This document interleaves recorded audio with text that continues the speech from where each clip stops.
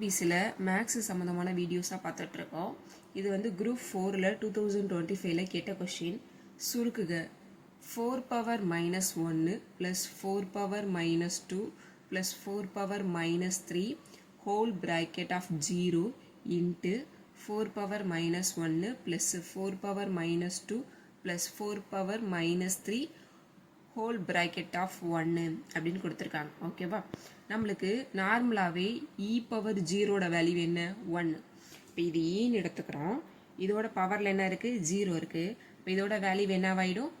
1ன்னு மாறிடும். இன்ட்டு போட்டுக்கிறீங்க. இங்கே என்ன இருக்குது?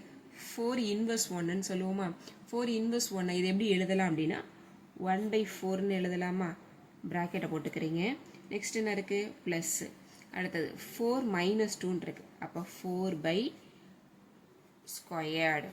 அடுத்து நெக்ஸ்ட் 4 பை மைனஸ் 3ன்னு இருக்கா? கியூப். இங்கே என்ன இருக்குது? அர்த்தம் 1 இருக்கு. அப்போ 1 இன்ட்டு 1/4. 4 4s are என்ன? 16. அப்போ 16 வந்துடுது.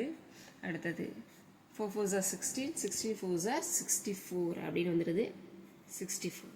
இப்போ எல்லாத்துக்கும் என்ன பண்ணுறீங்க அப்படின்னா எல்சிஎம் எடுக்கிறீங்க. அப்போ 1 இன்ட்டு இது எல்லாத்துக்கும் எல்சிஎம் எடுத்தால் என்ன வரும்?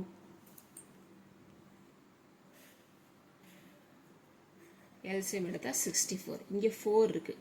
4ஓட எதை மல்டிப்ளை பண்ணால் 64 வரும்? 4ஓட எதை மல்டிப்ளை பண்ணால் 64? 16. அப்போ அந்த 16. அடுத்தது 16 இருக்குது. 16ஓட எதை மல்டிப்ளை பண்ணால் 4. அடுத்தது இங்கே 64 இருக்குது. அப்போ டைரெக்டாகவே என்ன போட்டுக்கலாம்? 1 ப்ராக்கெட்டாக க்ளோஸ் பண்ணிக்கிறீங்க. அப்போ 1 இன்ட்டு 64 ப்ளஸ் 1 என்ன ஆகிடும்? 21/64. இப்போ இது ரெண்டுத்தையும் மல்டிப்ளை பண்ணுமா? அப்போ மல்டிப்ளை பண்ண என்ன ஆன்சர் வரும்? 21/64. அப்போ கரெக்டான ஆப்ஷன்ஸ் நம்மளுக்கு என்ன அப்படின்னா ஆப்ஷன் சி 21/64. அப்போ ஆப்ஷன் சி 21/64 அப்படிங்கிறத டிக் பண்ணியிருக்கீங்க. இந்த மாதிரி வீடியோவுக்கு சப்ஸ்கிரைப் பண்ணுங்கள், லைக் பண்ணுங்கள், கமெண்ட் பண்ணுங்கள். Thank you all.